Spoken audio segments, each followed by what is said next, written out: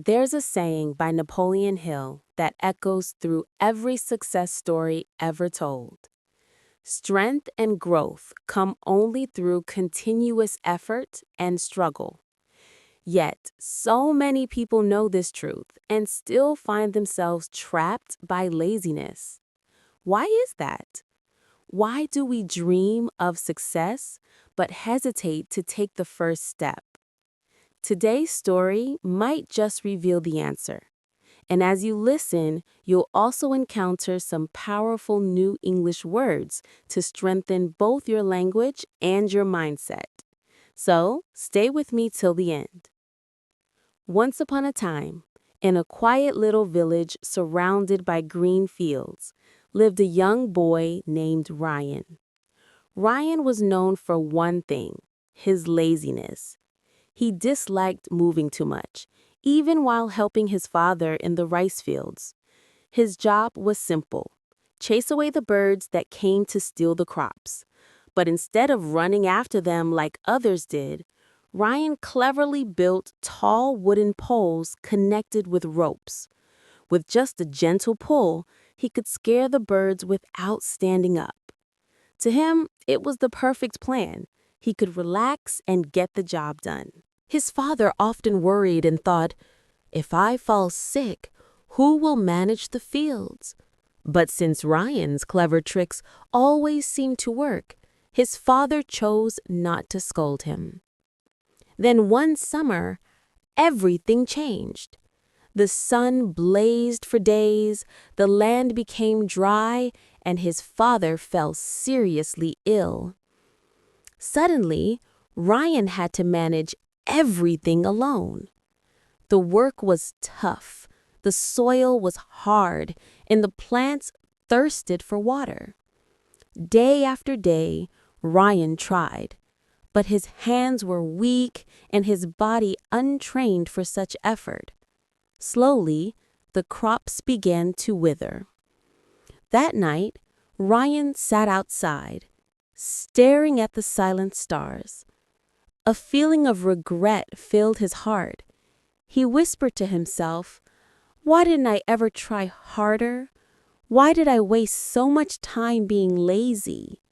The once confident boy now felt defeated, a word meaning completely beaten or lost.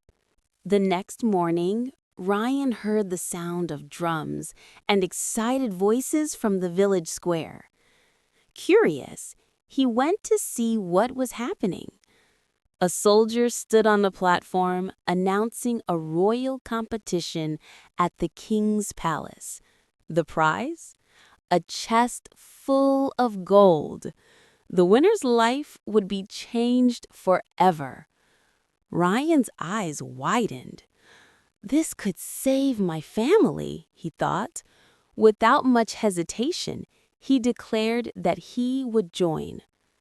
The villagers burst into laughter. "You?" they mocked. "The laziest boy in the village?" But Ryan ignored their words. Something inside him had awakened. For the first time, he had a reason to act. After 3 long days of travel, Ryan arrived at the palace. Dozens of strong men had gathered, muscles gleaming, faces determined. Ryan felt nervous, but he reminded himself this wasn't about strength alone.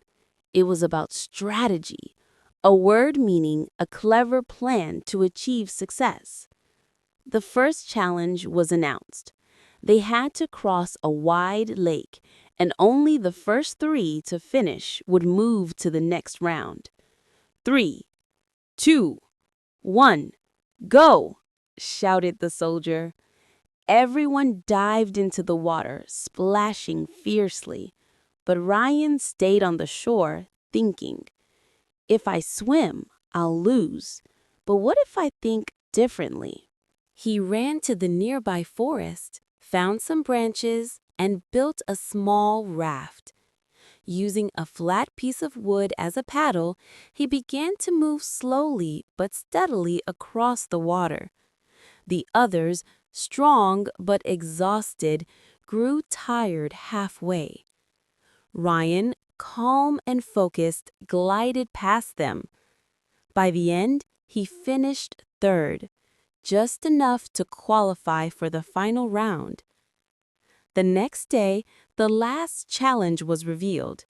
Each contestant was given a huge wooden block. The task was simple: push it 1 kilometer to the finish line.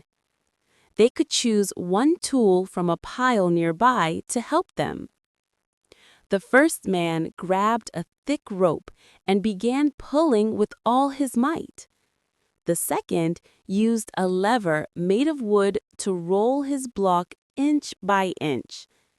Ryan, however, paused. He studied the tools carefully and whispered, "I don't have the muscles to compete, but I do have a mind." After a moment of thought, he picked up a small knife. The crowd gasped. "A knife? What will he do with that?" they murmured. Ryan smiled and began carving. He worked patiently, shaping the heavy block into a round ball. The word carve means to cut or shape something with care. When he finished, he pushed the ball gently and it rolled forward smoothly. While the others struggled and sweated, Ryan's ball rolled faster and faster until he crossed the finish line first. The people cheered wildly. The lazy boy had become a legend. The king was impressed and awarded him the chest of gold. Ryan returned home not just as a winner, but as someone transformed, from a boy who avoided effort to a man who understood the power of purpose. Ryan's story reminds us of a powerful truth. Laziness doesn't come from weakness. It comes from a lack of reason. When your purpose is strong enough, your energy will follow.